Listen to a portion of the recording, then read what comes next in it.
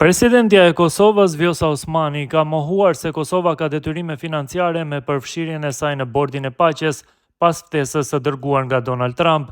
E pyetur sot nga gazetarët, ajo tha se kjo gjë ishte cekur në dokumentacionin që Washingtoni ka dërguar Prishtinës zyrtare.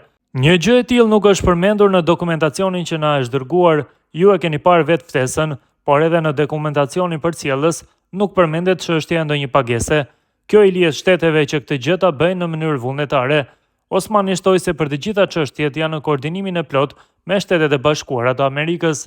Në media është përmendur një shifër prej $1 miliard që shtetet themeluese do të duhet të kontribuojnë për Bordin e Paqes. Megjithatë, edhe zyrtarët në Shqipëri kanë thënë se diçka e tillë nuk ju është kërkuar nga Washingtoni.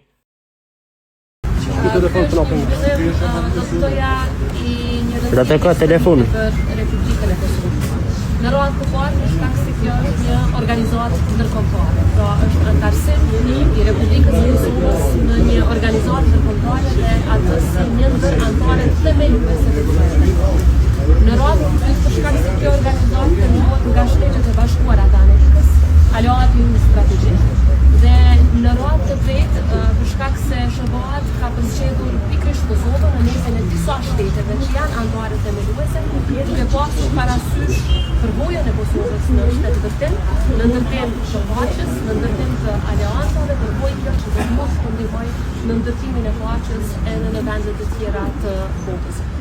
Dua poshtë ta përmend faktin që kam besim të plotë që kjo organizatë ndërkombëtare do të jetë një ndër organizatat më të suksesshme në historinë moderne të botës. Në radhë të parë, për shkak të lidershipit të guximshëm dhe vizionit të presidentit Trump dhe të Shteteve të Bashkuara të Amerikës, dhe në radhë të dytë, për shkak se bazohet në vlerat më fundamentale të njerëzimit, pra në rëndësinë e paqes për të arritur gjithçka tjetër, sepse pa paqe, gjithçka tjetër është e pamundur për shtetet, për kombet dhe për popujt.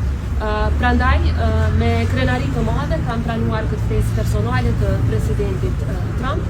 E falenderoj për vlerësimin, për besimin dhe për gatishmërinë e tij, siç e thekson edhe ai në letër, që të punoj edhe për një kohë shumë të gjatë në drejtim të realizimit të këtij misioni për paqe dhe siguri në botë. Dhe ne si Republikë e Kosovës, sado që jemi shtet i vogël, mendoj që mund të kemi kontribut të madh në realizimin e këtyre synimeve dhe jam duke punuar shumë afër me Shtëpinë e Bardhë në mënyrë që kontributi të jetë konkret, të jetë specifik dhe të jetë domethënës.